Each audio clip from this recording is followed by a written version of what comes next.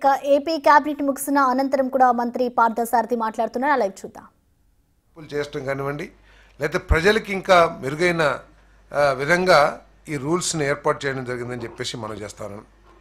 ఈ రూల్స్ని ఏర్పాటు చేసినప్పుడు గతంలో లేని విధంగా ఎన్జిటి, సుప్రీంకోర్టులు డైరెక్షన్స్ ప్రకారం వాటర్ బాడీస్ని సేవ్ చేయటం కానివ్వండి,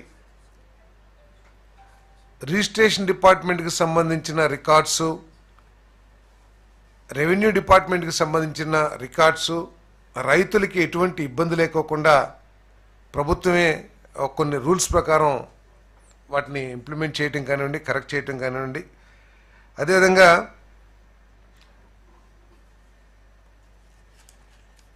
అసైన్మెంట్ ల్యాండ్స్, తర్వాత ఎండోమెంట్ ల్యాండ్స్, లేకపోతే ఈ లంకా ల్యాండ్స్, వీటన్నిటి మీద స్థానిక జాయింట్ కలెక్టర్తో ఎంక్వైరీ చేపించి యాజమాన్యాన్ని కరెక్ట్గా నిర్ధారించి ఎటువంటి వివాదాలకి అవసరం లేకోకుండా చేసే విధంగా కానివ్వండి. అదేవిధంగా సర్వే చేసేటప్పుడు సర్వేలో ఇబ్బందులు ఎదుర్కొని సరిహద్దుల దగ్గర తగాదా పడే అవసరం లేకోకుండా టెక్నాలజీని, డ్రోన్స్ని వినియోగించి రీసర్వే చేసే విధంగా రూల్స్ కానివ్వండి, వీటన్నిటిని కూడా మరి ఈ రూల్స్లో పొందుపరచడం జరిగిందని చెప్పేసి నేను మనవి చేస్తా ఉన్నాను.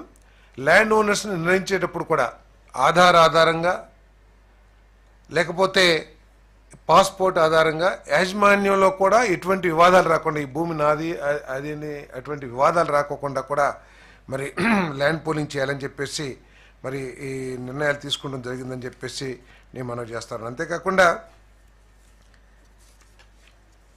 వీళ్ళకి సంబంధించి రైతులకు సంబంధించి ఎవరైతే ల్యాండ్ పూలింగ్కి ఇస్తారో వాళ్ళందరికీ కూడా మెరుగైన ప్యాకేజ్ ఇచ్చే విధంగా కూడా మరి నిర్ణయం తీసుకుంటాం జరిగిందని చెప్పేసి నేను మనవి చేస్తామని నేను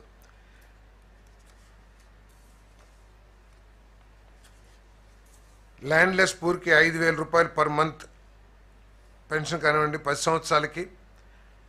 అదేవిధంగా one time agriculture loan waiver 1,50,000 one time loan waiver కానివ్వండి. Free education and medical facilities అక్కడ ఉన్న నివేశిస్తున్న ప్రజలందరికీ కూడా ఎలిజిబుల్ ఫార్మర్స్కి మరి ఫ్రీ ఎడ్యుకేషను, మెడికల్ ఫెసిలిటీస్ ఇవ్వటం కానివ్వండి. Old age homes for the elderly and needy people. So ఈ విధమైన బెటర్ ప్యాకేజ్ కూడా ఇవ్వటానికి ఈ రూల్స్ నిర్దేశించబడినాయి అని చెప్పేసి మనం చేస్తాం. మొత్తం మీద ల్యాండ్ పూలింగ్ ఇచ్చే రైతులకి అనుకూలంగా ఉండే విధంగా ఈ రూల్స్ని ఏర్పాటు చేయడం జరిగిందని చెప్పేసి మనం చేస్తాం. అదేవిధంగా మరి ఎంఓయూ డిపార్ట్మెంట్లో కొత్తగా మీ అందరికీ తెలిసిందే, మొన్న ప్రధానమంత్రి గారు వచ్చి ప్రధానమంత్రి గారి చేతుల మీద శంకుస్థాపన జరిగిన విషయం మీ అందరికీ తెలిసిందే. మరి దాంట్లో భాగంగానే ఇప్పటికే టెండర్లు పిలిచి, టెండర్లు అంటే ఈ నిర్మాణాలు కొత్త ఏమి కాదు, 14-19లో కూడా ఈ నిర్మాణాలకి టెండర్లు ఇచ్చి ఫౌండేషన్స్ కూడా పూర్తి చేసుకున్న భవనాలు ఏదైతే ఉన్నాయో మరి 68,88,064 స్క్వేర్ ఫీట్స్కి సంబంధించి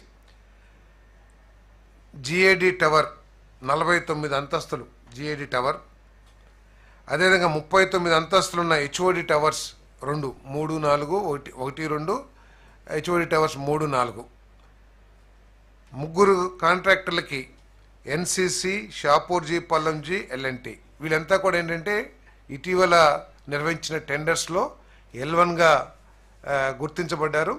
వాళ్ళకి మరి ఎన్సిసి లిమిటెడ్ జిఏడి టవర్స్కి 844 కోట్లు 23 లక్షలు, Shapoorji, Pallonji HOD towers 1 and 2 1423.08 కోట్లు, అదేవిధంగా జిఏడి టవర్స్ 3, 4 ఎల్ఎన్టీ 1247 కోట్లకి వాళ్ళు టెండర్లు వేయటం జరిగింది. వాళ్ళు లోయెస్ట్ L1 బిడ్డర్స్గా వచ్చారు. కాబట్టి వాళ్ళకి ఆర్డర్స్ LOI ఇవ్వటానికి చేసిన ప్రతిపాదనని క్యాబినెట్ ఆమోదించిందని చెప్పేసి మనం చేస్తాం.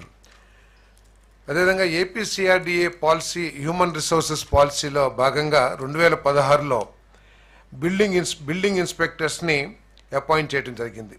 బిల్డింగ్ ఇన్స్పెక్టర్స్ తర్వాత లెవెల్ ఏపీసీఆర్డీఏలో జోనల్ అసిస్టెంట్ డైరెక్టర్ మాత్రమే ఉన్నారు. జోనల్ అసిస్టెంట్ డైరెక్టరు డైరెక్ట్ రిక్రూటీ, అంటే వీళ్ళకి ప్రమోషన్ ఛానల్ లేక కొంత ఇబ్బందులు ఎదుర్కొంటమే కాకుండా పెరిగిపోయిన బిల్డింగ్ అనుమతులు ఏదైతే ఉన్నాయో ఆన్లైన్లో వచ్చే అనుమతులు కానివ్వండి, లేదా సిఆర్డిఏ పరిధి పెరిగి పని భారం కూడా పెరగడం దృష్టిలో పెట్టుకుని ఒక ప్రమోషన్ ఛానల్ క్రియేట్ చేయాలని చెప్పేసి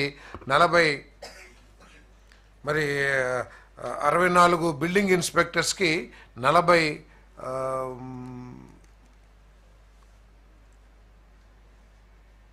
టౌన్ ప్లానింగ్ అసిస్టెంట్ పోస్ట్ని 40 టౌన్ ప్లానింగ్ అసిస్టెంట్ పోస్ట్ని క్రియేట్ చేయడం జరిగిందని చెప్పేసి నేను మనవి చేస్తాను. నేను అదేవిధంగా రాష్ట్రంలో న్యాయస్థానం నిష్ణాతుల్ని న్యాయ వ్యవస్థని పటిష్టపరచాలనే ఉద్దేశంతో మరి లా యూనివర్సిటీని మన ఇదే ప్రభుత్వం గతంలో ల్యాండ్ శాంక్షన్ చేయడం జరిగింది. 55 ఎకరాల ల్యాండ్. ఇది Indian institute of legal education and research వారికి 55 ఎకరాలని సిఆర్డిఏ ప్రాంతంలో 50 లక్షల ధరకి, ఎకరానికి 50 లక్షల ధరతో కేటాయించడం జరిగింది. తర్వాత ఆ యూనివర్సిటీ నిబంధనల్ని కానివ్వండి, లేకపోతే వారి ఆర్థిక పరిస్థితులు కానివ్వండి, ఏదైనా కానివ్వండి, వారు అది మొత్తం దాదాపు 10 కోట్లు అవుతుంది అనుకుంటాను నేను. సో 10 కోట్లు అంత అమౌంట్ ఇబ్బంది కానీ వాళ్ళ నిబంధనల్ని పరిమితించకపోవటం మూలంగా వారు లాంగ్ లీజ్కి ఇవ్వమంటం జరిగింది. మరి గతంలో